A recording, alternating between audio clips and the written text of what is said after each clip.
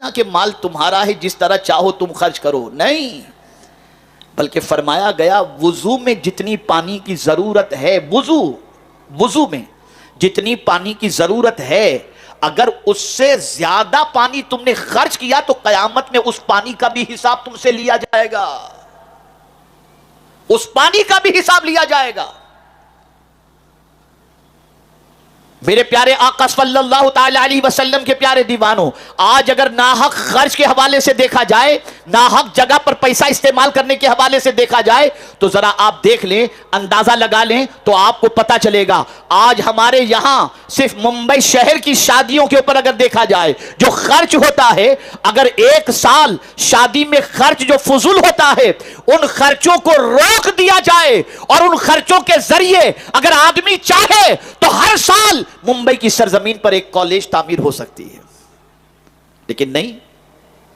7 قسم کی روٹیاں آتی ہیں شادی کے کھانے کے اندر، یہ عربی روٹی ہے، یہ لبنانی روٹی ہے، یہ تندوری روٹی ہے، یہ رومالی روٹی ہے، یہ گیہوں کی روٹی ہے، یہ اس کی روٹی ہے، یہ اس کی روٹی۔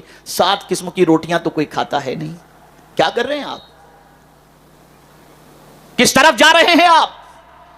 جس مال کو بے دریغ آپ خرچ کر رہے ہو، یہ مال آپ کا نہیں ہے، یہ اللہ کی امانت ہے، اور اسے اسی طریقے سے خرچ کرو جس طریقے سے اللہ عز و جل نے خرچ کرنے کا حکم عطا فرمایا ہے۔ ڈیکوریشن 60 لاکھ 20 لاکھ اس کا ڈیکوریشن کیا جاتا ہے۔ ذرا سوچو، کل بروز قیامت اللہ عز و جل پوچھے گا، حدیث مبارکہ میں ہے، آقا کریم صلی اللہ علیہ وسلم نے ارشاد فرمایا، جب تک کہ بندہ 5 سوالوں کے جواب نہیں دے گا قیامت کے دن اپنی جگہ سے ہل نہ سکے گا۔ ان میں سے ایک سوال یہ ہوگا، بندہ مال تو نے کہاں سے کمایا؟ من این اکتسب وفیما انفقا، کہاں سے کمایا اور کہاں تو نے خرچ کیا؟ یہ قیامت میں اللہ پوچھے گا۔ بندہ جب تک اس کا جواب نہیں دے گا قیامت میں اپنی جگہ سے ہل نہ سکے گا۔ میرے پیارے آقا صلی اللہ تعالی علیہ وسلم کے پیارے دیوانوں، بڑی معذرت سے میں عرض کروں گا، بڑی معذرت کے ساتھ میں عرض کروں گا، آج الا ماشاءاللہ شادی میں شاید ہی کوئی ایسا ہو جو قرض کے بوجھ تلے دبا ہوا نظر نہ آئے۔ ایک شادی کرنی ہے تو اس شادی کے اندر اخراجات اتنے ہوتے ہیں کہ ان اخراجات کے لیے جب تک کہ لوگوں سے تقاضا نہ کیا جائے، قرض نہ لیا جائے، اس وقت تک کہ وہ شادی مکمل نہیں ہو پاتی۔ میں پوچھنا چاہتا ہوں، اس اسراف کا انجام اتنا خطرناک ہے کہ باپ قرض لے کر بچے کی شادی کرتا ہے دنیا کو دکھانے کے لیے، اور اس کے بعد جب باپ مر جاتا ہے تو اپنے بچے کے لیے قرض چھوڑ کر کے مرتا ہے۔ بند کرو یہ فضول خرچیاں، صرف اس لیے کہ اللہ پسند نہیں فرماتا۔ ہارون رشید، خلیفہ ہارون رشید کا ایک عیسائی طبیب تھا۔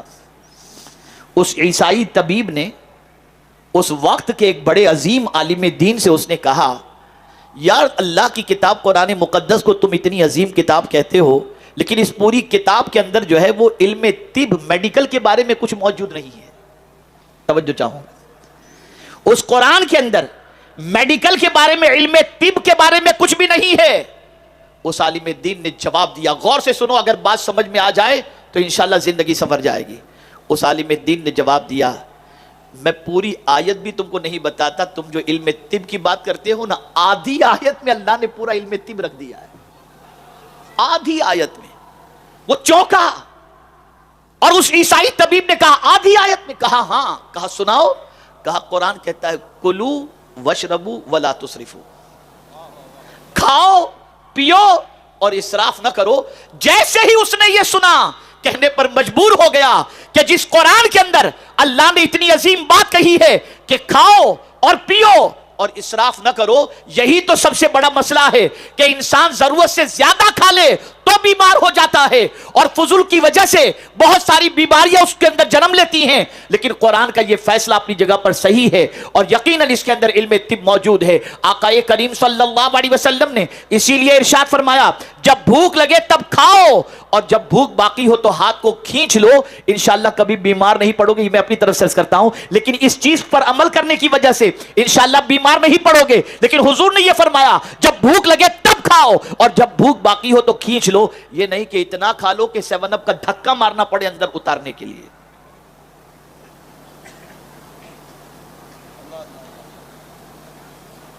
آج مسلم محلوں کے اندر ذرا دیکھیے، رات کے 2 بجے تک ٹانگیں توڑی جاتی ہیں بکریوں کی، مرغوں کی، اور خوب کھایا پیا جاتا ہے. عجیب کیفیت ہے ہماری. تو جہاں قرآن نے کہا کلو واشربوا ولا تسرفوا، کھاؤ پیو اور اسراف نہ کرو، پھر آگے اللہ نے فرما دیا کہ میرے بندو تم چاہتے ہو سب تم سے محبت کریں، میں بھی چاہتا ہوں کہ میں تم سے محبت کروں، لیکن اگر تم چاہتے ہو کہ کوئی تم سے نفرت نہ کرے تو میں بھی چاہتا ہوں کہ میں تم سے ناراض نہ ہوں. تو میرے بندو سن لو، اگر تم چاہتے ہو کہ میں تم سے ناراض نہ رہوں اور تم کو ناپسند نہ کروں تو تم اسراف کی عادت کو چھوڑ دو. کلو واشربوا ولا تسرفوا ان اللہ لا يحب المسرفین، کہ بے شک اللہ فضول خرچی کرنے والے سے محبت نہیں فرماتا، اسراف کرنے والے سے محبت نہیں فرماتا. اور جانتے ہیں آپ، یہ جو آج بہت سارے اس قسم کے اخراجات کرنے والوں کو نصیحت کی جاتی ہے، جو فضول خرچی کرتے ہیں اور نصیحتوں کا اثر نہیں ہوتا، حالانکہ یہ آیت آل فرعون کے سلسلے میں ہے، لیکن سبق کے طور پر دیکھا جائے تو انسان کا اللہ کے فرمان کی طرف نہ بڑھنا اور ہدایت قبول نہ کرنا، اس کی ایک وجہ یہ بھی ہے کہ بندہ اسراف کا شکار ہے. اسی لیے قرآن کہتا ہے ان اللہ لا یہدی من ہوا مسرف کذاب، کہ بے شک اللہ عز و جل حد سے تجاوز کرنے والے اور بہت جھوٹ بولنے والے کو ہدایت عطا نہیں فرماتا، نہیں عطا فرماتا. اور جو حد سے تجاوز کرتا ہے، فضول خرچی کرتا ہے، اسراف کا شکار ہوتا ہے اور ایمان کی دولت اس کے پاس نہیں ہے، تو اس کا ٹھکانہ کیا ہے جانتے ہیں آپ؟ وَأَنَّ مَرَدَّنَا إِلَى اللَّهِ وَأَنَّ الْمُسْرِفِينَ هُمْ أَصْحَابُ النَّارِ، کہ قرآن کہتا ہے ہماری طرف پلٹنا، اللہ کی طرف پلٹنا ہے، اور ساتھ میں یہ بھی سن لو کہ حد سے تجاوز کرنے والے کا ٹھکانہ جہنم ہے. اے رسول اعظم صلی اللہ علیہ وسلم کے دیوانوں، پانی آدھا گلاس پی کر کے پانی کو پھینک دینا، شربت پی کر پھینک دینا، کھانا بچا کر پھینک دینا، ضرورت سے زیادہ کھانا لینا اور اس کے بعد بچا دینا اور ڈسٹ بن کے اندر ڈال دینا، یاد رکھو یہ وہ ساری چیزیں ہیں کہ ان چیزوں کی بنیاد پر اللہ رب العزت جل جلالہ کو ناراضگی، اس کی ناراضگی کو دعوت دینے کے مترادف ہے. اب میں آپ کو ایک حدیث سناتا ہوں اور 3 سبق آج آپ کی سماعتوں کے حوالے اور خاص طور پر میری بہنوں کے حوالے میں کرنا چاہوں گا. نمبر 1، سوال پوچھ رہا ہوں، کتنے لوگ ایسے ہیں جو چاہتے ہیں کہ کبھی وہ غریب نہ ہوں؟ کتنے لوگ چاہتے ہیں کہ کبھی وہ غریب نہ ہوں؟ جتنے لوگ چاہتے ہیں ہاتھ اونچا کریں ماشاءاللہ. اب اس پر حضور کی حدیث سنیے صلی اللہ علیہ وسلم. آقائے کریم صلی اللہ علیہ وسلم نے ارشاد فرمایا، جو شخص میانہ روی اختیار کرے، یعنی بہت اڑائے بھی نہیں، بہت کنجوسی بھی نہ کرے، میرے آقا صلی اللہ علیہ وسلم فرماتے ہیں وہ کبھی غریب نہیں ہوگا، وہ کبھی غریب نہیں ہوگا. یہ حضور کا فرمان ہے. اب مصیبتیں آتی ہیں، دعا کرتے ہیں. اب یہ 3 باتیں بس آخر میں عرض کر دوں، میری بہنیں بھی سنیں، آپ بھی سنیں اور یہ سبق یہاں سے لے کر کے اٹھیں. مصیبت آتی ہے تو دعا کے لیے ہاتھ اٹھتے ہیں کہ نہیں اٹھتے؟ جواب دیجیے گا. اتنا بڑا مجمع ہے، میں آپ کا جواب سننا چاہوں گا تاکہ میں سمجھا سکوں، مجھے لگے کہ میں آپ کو سمجھا رہا ہوں اور آپ سمجھ رہے ہیں. مصیبت آتی ہے تو ہاتھ دعا کے لیے اٹھتے ہیں کہ نہیں اٹھتے؟ اٹھتے ہیں نا. کیا سمجھ کر اٹھتے ہیں؟ یہ سمجھ کر کہ جس مولا کو ہم اپنی بات پیش کر رہے ہیں، اپنا دکھ پیش کر رہے ہیں، وہ مولا قریب ہے اور وہ ہماری باتوں کو سنتا ہے. اس تصور کی وجہ سے کہ مولا ہم سے قریب ہے اور ہم اسے جہاں سے پکاریں وہ ہماری پکار کو سنتا ہے. جواب دیجئے، یہ تصور ہوتا ہے یا نہیں ہوتا؟ ایسا جواب نہیں، مجھے آج ذرا سمجھانا ہے، بہت اہم بات بتا رہا ہوں نا. یہ تصور ہوتا ہے نا؟ بس ساتھ میں ایک تصور آج بڑھا دو. دعا کے وقت جب تمہارا تصور ہوتا ہے کہ خدا قریب ہے، گناہ کے وقت بھی یہ تصور کر لو کہ خدا قریب ہے۔ گناہ کے وقت بھی جب گناہ کا ارادہ ہو، شیطان ورگلائے، فوراً سمجھ لینا میں کیسے گناہ کروں، میرا خدا قریب ہے۔ دوسری بات، ہر وہ کام چھوڑ دو جس کام کے شروع میں بسم اللہ اور آخر میں الحمدللہ پڑھنے کے لیے منع کیا گیا ہو۔ جو کام آپ نے کرنا ہے، اگر اس کام سے پہلے آپ بسم اللہ نہیں پڑھ سکتے اور اس کام کے بعد میں الحمدللہ نہیں پڑھ سکتے تو وہ کام کرنا چھوڑ دیجئے، وہ کام کرنا چھوڑ دیجئے، آپ کی زندگی گناہوں سے بچ جائے گی۔ اب میری بہنیں یہ سبق یہاں سے لے کر کے جائیں۔ آج کی بچیاں بنتی سنورتی ہیں، عورتیں بنتی سنورتی ہیں کہ کوئی مجھے پسند کرے، شوہر پسند کرے، یہ ایک سوچ ہوتی ہے، میں اچھی طریقے سے رہوں، میرا شوہر مجھے دیکھ کر کے خوش ہو جائے، اچھی چیز ہے، اور شوہر ہی کے لیے بننا سنورنا چاہیے، دوسرے کے لیے تو سنورنا نہیں چاہیے۔ ایک عورت یہ سوچتی ہے کہ میرا شوہر مجھے پسند کرے، یا اگر غیر شادی شدہ لڑکی ہے تو وہ کبھی رشتے کے سلسلے میں بن سنور کر رہتی ہے، اور اس کے لیے حکم بھی ہے کہ گھر میں جب رہے تو اچھی طریقے سے رہے کہ کبھی بھی کوئی مہمان آ جائے تو وہ اتنی گندی نہ ہو کہ دیکھ کر کے اس سے گھن پیدا ہو، بلکہ ہمیشہ جوان لڑکی کو اچھی طریقے سے گھر میں رہنا چاہیے کہ کبھی بھی کوئی آئے تو دیکھ کر کے اس کی آنکھوں کو ٹھنڈک ہو، اور اگر وہ اپنے بچے کا رشتہ کرنا چاہے تو کر سکے۔